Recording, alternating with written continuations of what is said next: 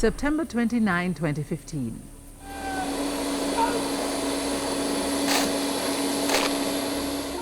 Another historic occasion on Jamaican soil. The arrival of David Cameron, the first British Prime Minister to touch down on the Isle of Wood and Water in 14 years. I am serious about the need to strengthen the bonds between the UK and the Caribbean. And I've come here today, not just with words of friendship, but with a real down payment on Britain's commitment to you.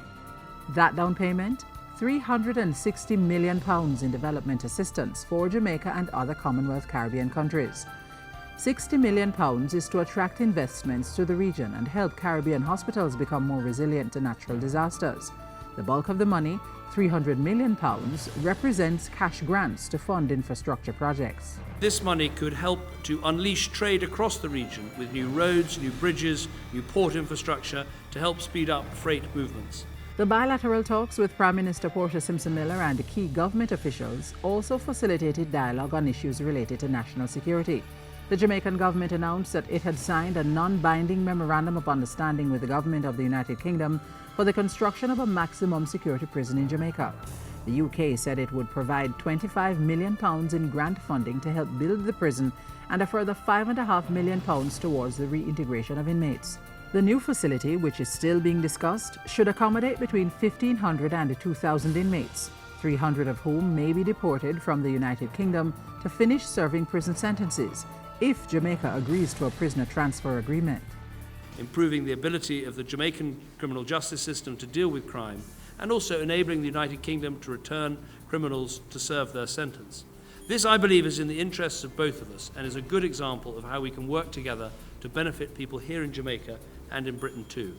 Climate change also featured prominently in the discussions. The UK indicated that Jamaica stood to benefit from a $9 billion climate change fund.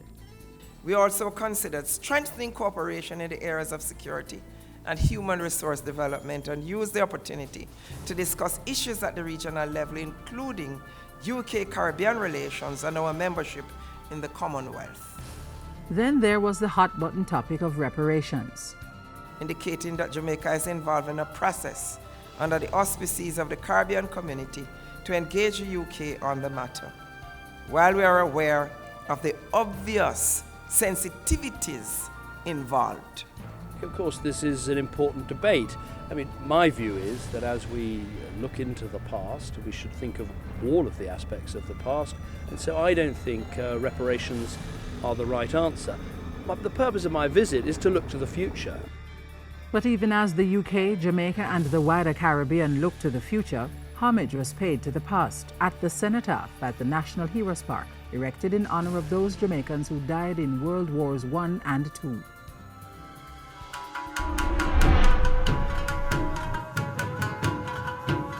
A tribute to those Jamaicans also came from another head of government, immediately following his arrival at the Norman Manley International Airport. I am pleased to welcome to Jamaica His Excellency, Mr. Shinzo Abe, Prime Minister of Japan. The aim of that visit was to deepen Jamaica-Japan relations in key areas, including trade, education, culture, sport, security, and climate change. Bilateral talks between Prime Minister Simpson Miller, Mr. Abe, and key stakeholders ended with a commitment to helping Jamaica and 3 other CARICOM countries expand their use of renewable energy solutions. We decided the implementation of new technical cooperation in the area of energy efficiency, which is one of the main focus of Jamaica. A memorandum of understanding was also signed for academic and information exchange between the University of the West Indies and Sophia University in Japan. The Jamaican and Japanese governments also signed a $57 million grant to improve the exhibition and audiovisual facilities of the Institute of Jamaica. To build on that, the 2 governments signed notes of exchange relating to future cultural cooperation. One love, one heart. And since culture is such an important part of Jamaica-Japan relations, Mr. Abe's visit would have been incomplete without a visit to the museum in honor of reggae icon Bob Marley. And later, the captivating warmth and hospitality of Jamaica was proudly put on display at a reception hosted by the Prime Minister.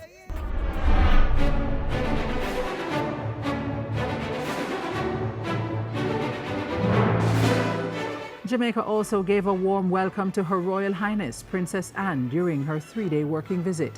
While here, the Princess Royal toured radio station RJR, the Michael University, and the headquarters of the Jamaica Defense Force.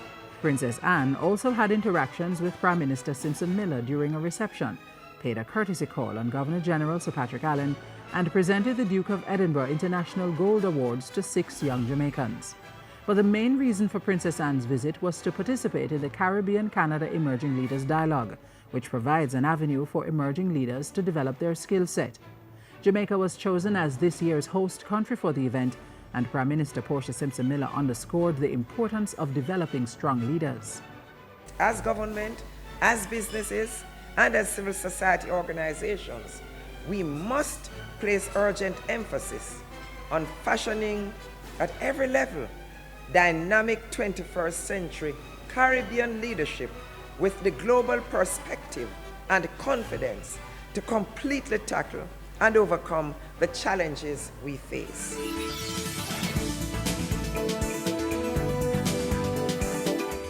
The week of September 29 to October 2, 2015, one for the history books, 3 fruitful and successful visits. British Prime Minister David Cameron, Japanese Prime Minister Shinzo Abe, and Her Royal Highness Princess Anne.